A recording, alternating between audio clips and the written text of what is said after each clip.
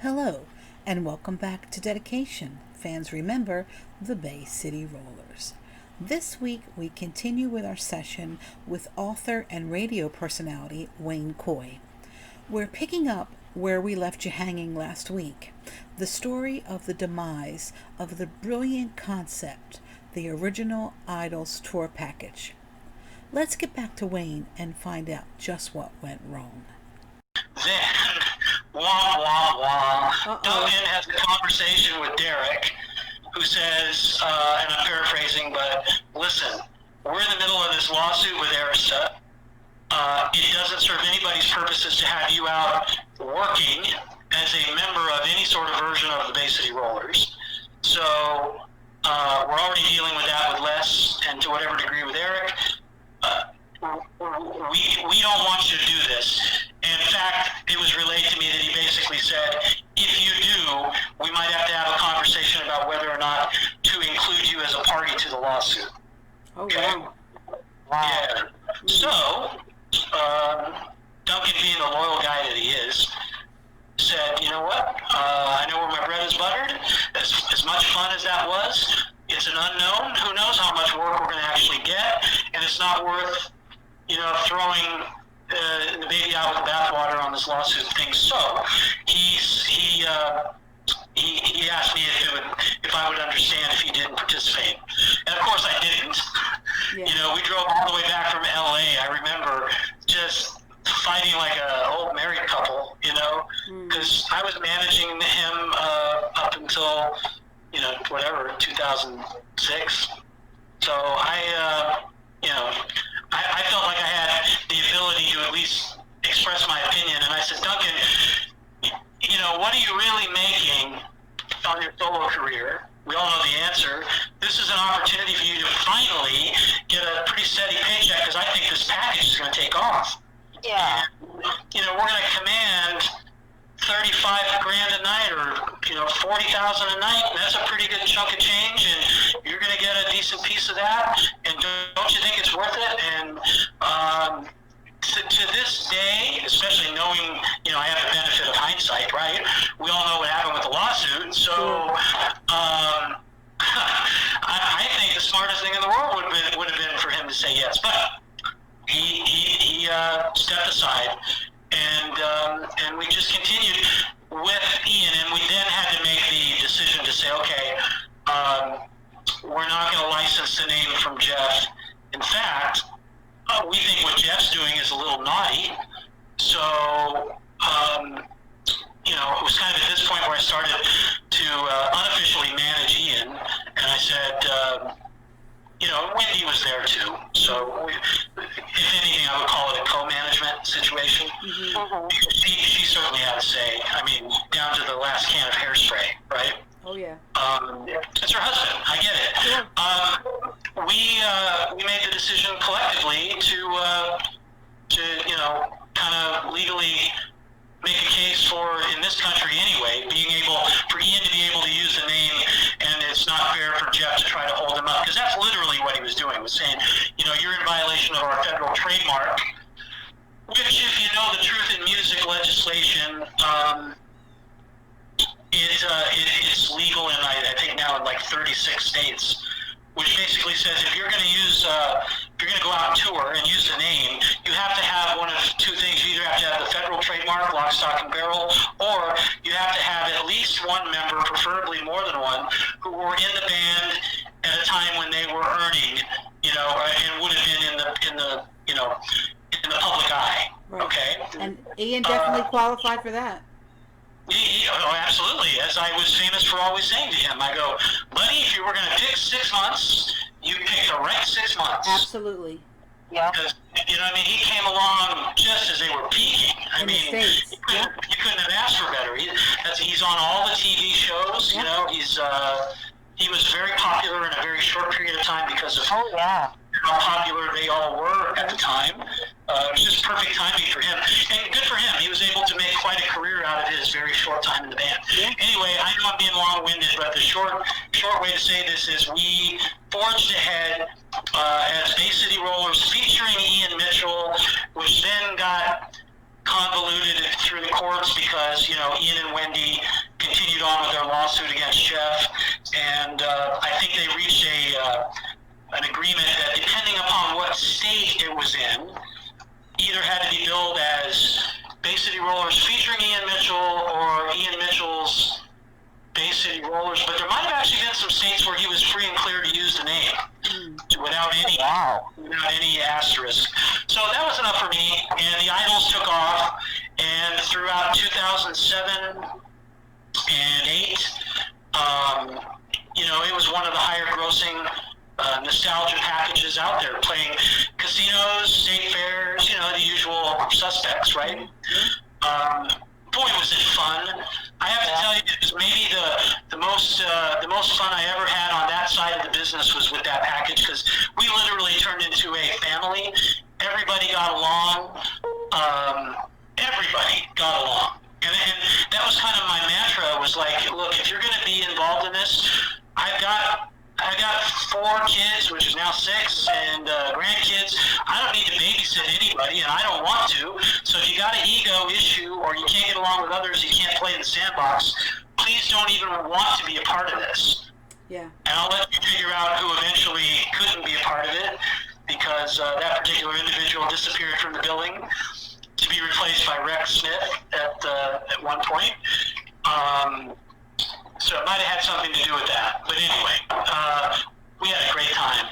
Made a lot of friends. It was good for me because I was learning how to be a manager, learning how to be a promoter, learning how to be a tour manager, all that, in one big thing. And the great part is everybody was everywhere. We literally had people on the East Coast, West Coast, South, UK. We're bringing people from everywhere all to come together for only, a weekend. And then they go their own separate ways. Well, I started to then really dig into managing Ian and his version of the Rollers, which I thought were sounding really good just on the Idols side. And then the idea was, hey, we can go out and do full shows, which Ian was doing on his own. And to be fair, he and Wendy were doing a pretty good job of keeping him busy. He did a lot in Canada. But I just felt he could do more, and I just felt that the profile could have been bigger. And so we started working on how to do that. And I always felt, and this is how I put it to him, I said, Ian, you're like the Ronnie Wood or the Neil Sean. You're the guy who was in the band, so you are it. You're the man, and you were there, so you can tell the stories, and you have all the historical perspective. Yeah.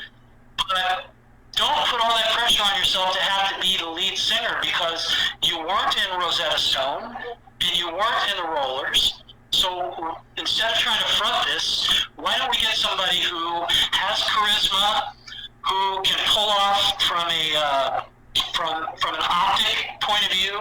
If you look at them on stage, the Rollers were always 4 guys and eventually 3 guys in the background and 1 guy up front, but it's 4 in the back, 1 in the front, stereotypical front man, and everybody remembered Les McEwen because he was so dynamic, right? So let's get a guy that can bring the Les to the show. And I was aware of Kyle Denson from his time in that band Candy. Mm-hmm. And when I was at radio, we'd actually played he had a solo deal with Hollywood and had half a hit called Wake Me Up When the World's Worth Waking Up For, which is perfect for right now, by the way. Yeah. Kyle sings like an angel. He's a great pop voice. Looks like an angel. Yeah, he loves that genre. He is unabashedly a pop guy. He doesn't care what you think of him. He will sing "Brandy, You're a Fine Girl" at the top of his lungs, and so what? He doesn't care. "Sugar Sugar" is a national anthem to him.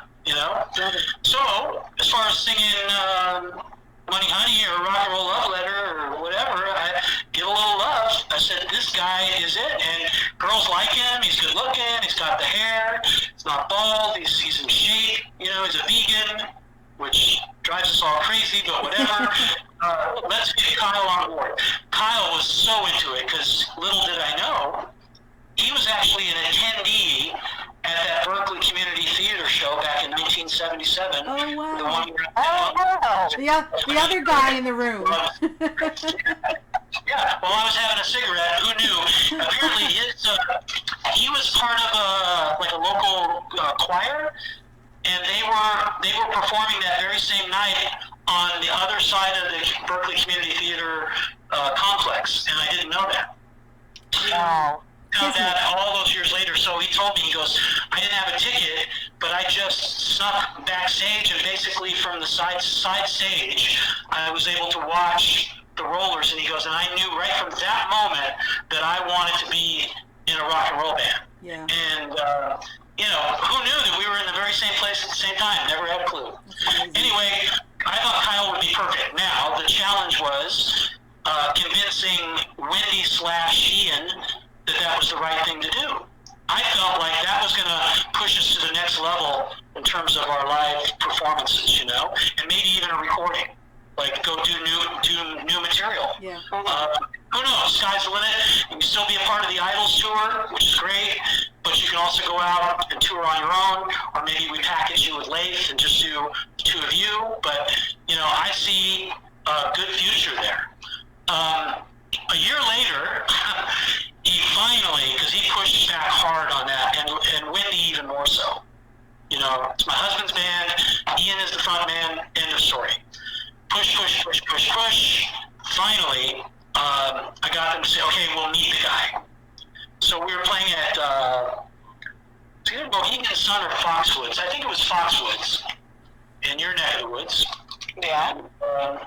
And he agreed to meet Kyle.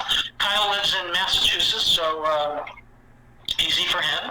So he bopped over, and the two of them didn't just hit it off, but they hit it off like they'd known each other for years. Spent, till like 3 in the morning at the bar, just shooting stuff and having a good time. And thankfully, Ian acquiesced and said, okay, fine, let's bring him in. And that's what we did.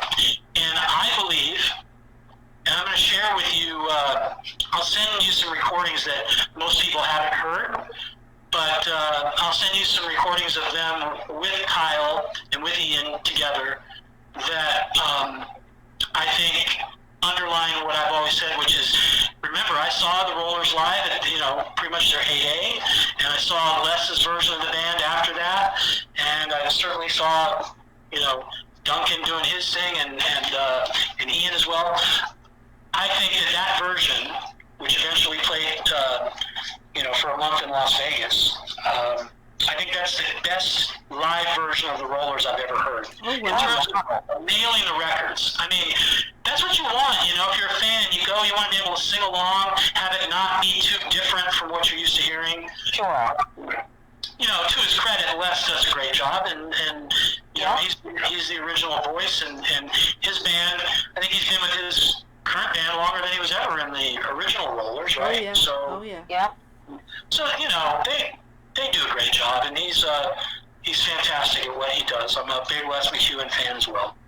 Anyway, I just think that could have been something. For whatever reason, Les and Eric showed no desire to come and play here at the time, or Woody. Certainly not Alan or Derek. So it's kind of like, well, if you're going to keep the Rollers alive in the U.S., Ian, you got the opportunity to do it, own it. And they continued on in their core thing, and we started to do some shows with just, Ian's version of the Rollers with Kyle, which eventually led to a extremely last-minute opportunity to play in Las Vegas at the Riviera Hotel. And as they say, behind the music, that's where it all went horribly wrong. Oh, no. I know. And we'll be right back. No, I'm just kidding. God, this is long-winded. I'm so sorry. I'll be able to edit all this. This will be like 9 podcasts at this point. That's okay. And nobody cares. That's the great thing. Oh, no, they care. All right. So we decided, I got called, friend of a friend, hey, there's a small room at the Riviera in Las Vegas on the Strip that the people who have the room are going to be leaving to go to Australia touring. And they need somebody to take over. They're willing to pretty much let you have it for a low price of $500 a night, tip the sound man, right? I start doing the math, and I'm going, okay, how much is the average Las Vegas Strip ticket? Blah blah blah. Sure, why not? You know, this is a great opportunity. It's Vegas, baby. Yeah. I approached the band. They were way into it. They were like, yes, of course. Why wouldn't you be? So we settled in to do our 1 month residency in Las Vegas. Now, keep in mind, I'm still full-time on the radio. Have been through all of this, by the way, because, you know, I needed to pay the bills, right? Sure. So I never gave up my day job. So I figured out I had probably out of that 1 month, I had like 2.5, 3 weeks worth of vacation that I could take. So that was still left. So, okay, let's take some time off. Let's go to Vegas. So we do. My son comes out to help me, and the band, well, we'll start with rehearsal. So we schedule a rehearsal at a studio in Vegas. And unbeknownst to me, I found out much after the fact, Ian had pretty much been given a ultimatum by Wendy. And she said, listen, you know, this is a big opportunity for you. And you need to be 100% focused and completely on your game. I'm going to ask you to not drink at all. Okay? Yeah, that's fair. Well, you know, Ian's Irish, so fill in the blanks. That was a tough request to adhere to. But, you know, to his credit, I guess, I mean, he loved his wife. That's the one thing I want to say about him is they loved one another. Mm-hmm. Big time. And probably always will, right? So Ian did what he was asked, probably not thinking it through. And for a guy who's used to sort of, you know, needing some assistance during the day, to go from 60 to 0, smack dab into rehearsals in the middle of the Las Vegas desert, didn't end well. He had seizures. Oh. And, yeah, he had to go to the emergency room. Mm. You know, he ended up being fine, but the band didn't get to rehearse with him at all. I mean, you know, I think for maybe, you know, an hour, 2 at the most. Yeah. So, which is too bad because we had new players. You know, we had a new drummer. Actually, we had 3 new players. A new drummer, new bass player, and new guitar player. And that was the economies of scale. I wanted you guys to keep the costs down. We kept the same keyboard player. Joe Stefanelli was already in the mix and playing rhythm guitar. And Ian, of course, and Kyle. Tommy Cosentino, who was with the Idols and was with, you know, Ian's version of the band. They both were involved. Anyway, rehearsals went on without him, but we had to open under those circumstances. Okay, well, that said, they hit it out of the park, and that's some of what I'm going to share with you, and I'll email it to you, and you'll get a chance to really hear what they sounded like live. Oh, that'd be great. God, they were good. I mean, and I say that unequivocally. They knocked it out of the park. Ian lockstep into the exact role that I felt he was best in, which was sort of be the, the storyteller, the narrator, if you will. Obviously, the things that everybody remembered. Okay, all of that, great. There's nothing in any of that you could point a finger at and say was a mistake or wrong, except one big thing, which is, and I've learned this, you learn the hard way. You don't go to Las Vegas last minute on a 4-wall situation like that. And expect to be able to sell tickets or put butts in the seats. Yeah.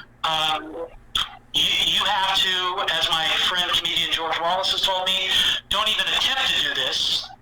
But if you're stupid enough to do it, you better have $1 million set aside to advertise your residency. And you better be willing to go shake a hand, make a friend. You better be in with the timeshare companies, and you better be in with the half-price ticket brokers, because if you don't do all of those things, I don't care if you're Elton John, Rod Stewart, Billy Joel, it doesn't matter. You're going to have a hard time filling up your venue in Las Vegas on a residency basis. Okay? I know that now. I didn't know it then. So with no notice at all, we're dying on the vine. I am literally with my son out on the hot sidewalks of Las Vegas Boulevard, offering people free tickets to the show just so we could fill the seats up. Yeah. You know? It was a money loser from word go. Well, the financial situation was the hired hands were hired hands. They were to be paid the agreed upon amount as we agreed. And then Ian and I were going to split whatever profits were going to be made, which when we agreed to do it, of course, we thought there would be, but there ended up being none. And Ian had zero responsibility for cost other than he wasn't going to make any money. If it lost money, he had no responsibility to any of the other band members. That all fell on my shoulders. You know, it's all worked itself out. Since then, everybody's been taken care of. You know, we were able to negotiate payoffs with everyone. We're all happy campers, I think, for the most part. Might be one or two that still hold a grudge, but, you know, did everything I could to be a man of my word. And Ian didn't make anything. I lost, at the end of the day, about $100,000 in a month. Oh my gosh. I know, that's exactly what I said, except a different word. Yeah. You know, but what do they say, right? Fool me once. So I have, since then, not taken the bait. I've been offered a couple of other opportunities to go back. You know, I have a Beatles show that's been touring since 2010, 11, and we've been offered a residency in Vegas twice, and I passed both times because I know what George Wallace told me, which is, you know, I don't have $1 million to go promote the show, so we're not gonna take that bait. Anyway, it is what it is. Too bad. So I think, you know, the gist of whatever issues that I had with Ian and Wendy came from that exact moment in time because one of the members, who shall remain nameless, because I don't want to give him any credit whatsoever, one of the hired guns took it upon himself to start this public campaign to basically run me down and say some really, really nasty things. But proof is in the pudding because everybody else that's involved, anybody who mattered at least, save for Ian and Wendy, stood by my side and said, you know what? Wayne did something that nobody else would do. He was willing to take a chance nobody else would take. He had our best interest in mind. It's too bad it didn't work out, but not everything in life is going to. So he's not a crook. He's not trying to take advantage of you. It's just, it's going to take him a year or two to be right with you. Just be patient and it'll happen, you know? Because he's having to pay you back through his regular day job or whatever. So that's how that went. It left a bad taste in my mouth. The worst taste was that it was at that point, and I don't know if he got in their ear or if it's just how they felt or whatever. We, because of the Las Vegas situation, had a pretty good profile within the talent buying world. And all of a sudden, I was getting calls. Hey, for this fair, that fair, this festival, that festival, this casino. They didn't know we were losing our ass in Las Vegas, or did they care? Because these were like free shows, you know, casino rooms where you didn't have to buy a ticket, or they loved the fact that we could have the name. And from what they were understanding, because if you look at the reviews, which I'll also share with you, they're fantastic. We had so many great reviews from that time. There was a good buzz. And I tried to say to Ian and Wendy, you know, forget the money thing. It's all going to come back to us because we're going to get the next 10 years worth of, you know, you're going to be like Herman's Hermits. You're going to be out there all the time. You're going to be like, you know, the Turtles. You'll be able to tour forever if you want to. You were just trying to build it. It had to be built. It had to be built. So they weren't having that, to put it bluntly. So we had 2 shows booked that I booked. One was in Decatur, Illinois, a big thing called Decatur Fest, or Taste of Decatur, or something. Who did Decatur? And then the other one was Deadwood, South Dakota, where the entire city and surrounding areas of Deadwood all converge in one place on this big main street. literally probably 10,000 people, right? Huge opportunity for the guys. Wow. And those were booked. Those were booked while we were in Vegas. And what happened is, and I think this is maybe where it all went wrong, and you may hear conflicting versions, but I've got my emails. Anyway, Joe Stefanelli was part of the crew. You know, he was part of that band. And I felt like, hey, we're a family. We live together, die together. We're doing what we're doing. And it was certainly always assumed that he would be involved in those two shows. Well, there was a request made to me that we cancel his flight and not have him be a part of the show in either instance. Because, I mean, truthfully, because it meant a few more dollars going, you know, their way. Oh. And I just felt like, not cool. If I'm nothing else, I'm loyal, you know. And I just said, hey, that's not right. We've already made a commitment to Joe. He should be part of these shows. We didn't agree on that, and it got nasty pretty quick. So Whitney and Ian reached out to the two agents that were involved, tried to get them to redo the contracts, which they both responded quickly to them, saying, hey, our deal's with Wayne, and, you know, we know him, and we've worked with him before, and we're not going to change anything. And I basically told them, look, you either want to do the show or you don't. And if you don't, let me know so I can tell the agents that we're going to have to cancel or postpone, or we can book a different band or something.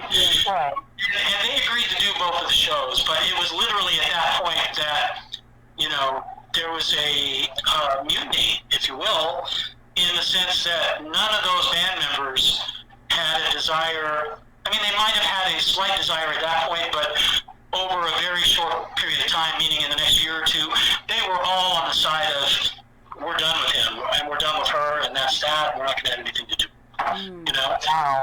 So that's how it ended. And as I said to you, what seems like forever ago, all of that said, he was like if not a brother, a cousin. We had way too many good times together. I enjoyed the heck out of managing him for the short time that I did. I felt like I had a good vision for them. I never had anything but his best interest in mind. I'm sorry, and I would say this to Wendy if she spoke to me, I'm sorry that it ended the way it did. I apologize for whatever part of that was mine. But here we are 10 years later, and now our friend, your husband, is gone. And, you just look back and go, that shouldn't have happened. And it's just, I can think of no other word except sad. It's just flat out sad to me that had to happen. But anyway, that took forever to answer your question. I'm sorry about that. But that's the Idols, and that's the outgrowth version of the Rollers that we attempted to make happen over here. Well, I appreciate hearing that story because I didn't know any of this. This is the business, sadly, and the business is sometimes ugly, and it comes down to money. Money is what it is, right? I mean, I like to think that money isn't everything, but it is to some people. And well, I heard it'll make you lose your head now. Yeah, make you lose your head now. Yeah, it's just unfortunate because it always seems to be that's the reason for everything, falling apart. Right. Yeah, and I've had zero to do with obviously the Rollers or any version of the Rollers or their story. The only time I jumped back into the pool was in 2015, and that's just because I felt at that time my book was in print, and I felt like so much had happened since I wrote it that we needed to kind of get that story up to speed. Good and bad and otherwise, right? Yeah. So we did. I was really so excited when I found out that Les and Woody and Alan were going to play together again, and I think you can tell if you look at the video of those audiences or the amount of press they got when they decided to do that. That could have been great too. I mean, it's just a shame that stuff gets in the way, and I wasn't involved in it. I only know whatever I've researched to a point where I think I know, and that's all you can do is talk to people and accept their answers. I tried to, again, get a wide lens view of how all that went down, and it's just it's too bad because, again, that could have been, their legacy deserves them to be respected and at a level that, sadly, I don't know that they're ever going to be. And comfortable financially. I just think that's too bad. Unless, I will say this. We approached him to be part of the original Idols after, it was clear that Ian was out, and he was in. He was 100% down with it. And I met with him in LA at a great little hamburger place that I can't remember the name of. In-N-Out Burgers? No, it wasn't In-N-Out. It was like a mom and pop place. Oh, okay. That apparently struck a chord with him back in the days when they were living there doing the Croft show. Yeah. Because he was the one who recommended it, and he said, "Yeah, we got to go to this place. They got the best burgers and fries." And I said, "Okay." From one diabetic to another, I will see you there. So we met, and this would have been I don't remember, 2012, 14, maybe somewhere in there, mid 2010s. Great conversation. It was me and him and Cy, and Les was playing, I don't know, at the Canyon Club or one of those showcase rooms down in LA, and so I went and saw his band there. I had seen them before in Chicago, in Schaumburg, and again, I think that his version of the band's great. They do a wonderful job. So I talked to him about the Idols, and he said, "Yeah, if it makes sense with my touring schedule in the UK, because that gets laid out way in advance, and the guarantee is, blanket, meaning." If you don't sell any tickets, doesn't matter. This is what we're going to get paid. Half up front, the other half at the end of the tour, per show. Then I'm good. So he had his number, just like anybody else would. That would be part of a package tour. So we had Les and Davy Jones, who I really got to know well 6 months before he died.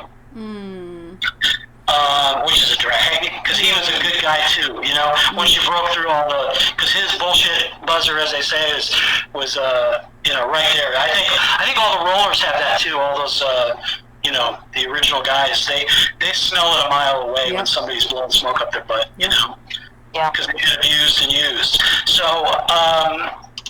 I thought, man, the Idols is going to take off again. New lease on life. We got Les on board. We got Davey, and then Davey passed, and it wasn't long after that David Cassidy passed away, and more was like, okay, as I told you earlier, the list of contenders to meet the litmus test of Bedroom Wall, was shrinking by the moment. Right.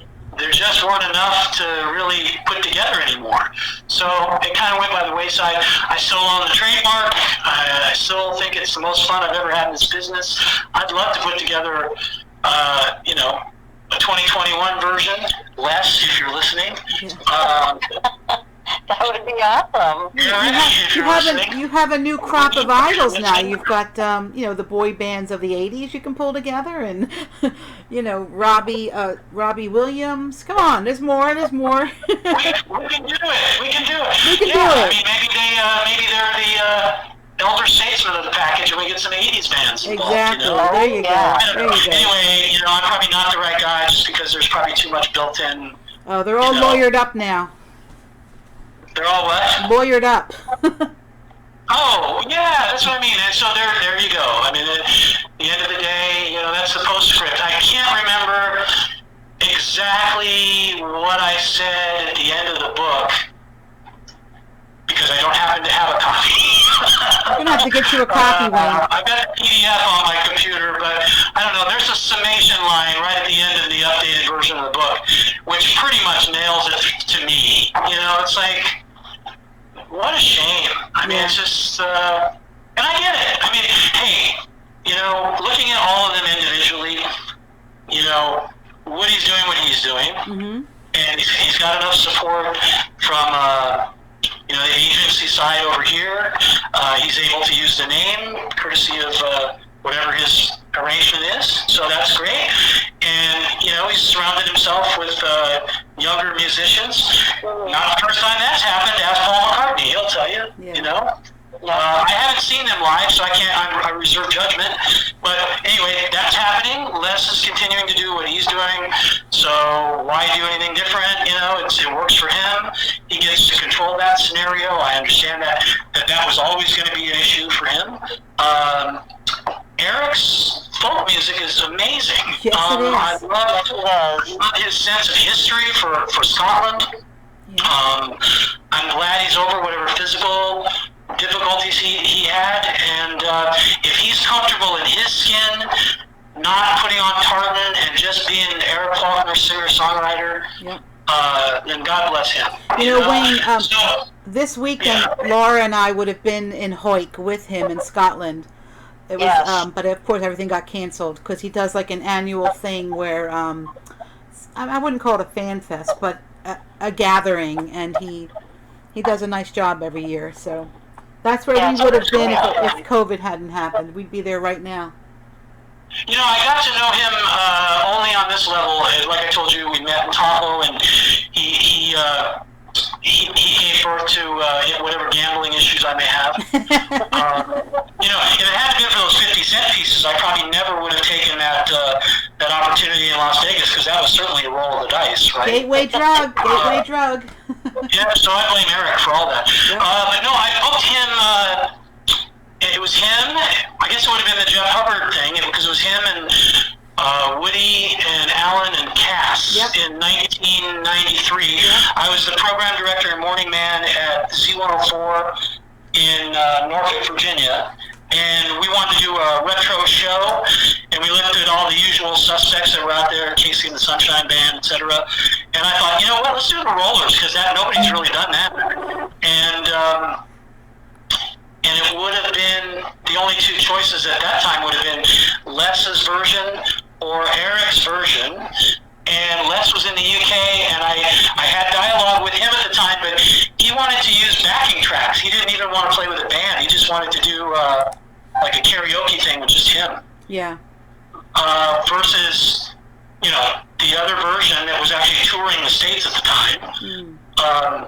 And the price was right, as they say. So we did it. So I got to, to whatever extent you can get to know somebody when you book him for a show. I mean, I interviewed him a couple times in advance of the show, spent a little time with him backstage, and then, of course, before and after, and just always thought he was a gentleman, and obviously very much serious about the musical side of things, and maybe because that was the genesis for me, I could really care less what your dream date was, reading 16 magazine. I would buy those just for the hopes that somewhere in all of that mess, I might get a hint as to what the next single was going to be. Yeah. Or if they were going to tour. So I was trying to be a serious, fan of a rock and roll band that wasn't being marketed in a serious rock and roll way. It was kind of weird. Yeah. Well, Wayne, thank you so much. This has been so informative and interesting. Thank you so much for sitting with us. I appreciate it so much. Oh, this has been wonderful. Yeah. Do you have anything? I'm loving it, you guys. I'm loving that you do this, because I know there's a fan base out there, and I listened with rapt attention to your interview, and certainly I loved it. Jake's a great guy, and I talked to him for Bay City Babylon. He's a great guy. He's a great guy. Yeah. He is so full of class and just a really nice guy. Yeah, and I'm looking forward to listening to the Duncan interview. Good. And I just think the fact that you're there and you're doing this, that says so much about you. And I know the fan base is not only real, but at the end of the day, here we are all these years later, and I got to think now it's really more about your relationship with each other than it really even is about the Bay City Rollers, right? Oh, absolutely. 1,000%. Definitely. Yeah, that's your bonding moment. It's like going to war with somebody. You'll always have Vietnam, but you became friends for every other reason besides that. That is not a bad comparison. Yes, there was plenty of napalm in Rollerland. Oh boy! But here we all are, and we do love each other. Thank you guys so much. We're moving to Vegas, just so you know. I'm going back September, end of September. I don't know when this is going to actually air, but I'll be in Las Vegas from that point on, and then. We're doing some exciting things. We already started a streaming 70s, 80s radio station called Back in the Day Radio, which is available backinthedayradio.com. Make sure you go to the website because some of the other links don't work too well. But if you go to the website, you can hit listen now. If you go to backinthedayradio.com, and you'll hear some great tunes from when we were all much younger and better looking. And it's eventually going to be where you're going to be able to hear my show on a daily basis, plus some other great personalities and lots of artists and celebrities that we remember from the past. I've already confirmed, just looking at the list here, in the first month that we're on the air, it'll be Roseanne Barr and Danny Bonaducci and Greg Kinn from the Greg Kinn Band, Brad Gillis from Night Ranger, Mickey Thomas, who we talked about before from the Starship, Rick Nielsen from Cheap Trick, John Ford Coley, on and on and on. Lots of great interviews, and they'll be available via the website and then ultimately via our app. And who knows, maybe even at a local radio station near you. So that's the extent of my plug. Let's get through COVID, and we'll see you on the other side, okay? Thank you, Wayne. Thank you so much. Thank you, guys. Appreciate it. And enjoy the rest of the week and the weekend. You too. Take care. Take care. Okay. Bye.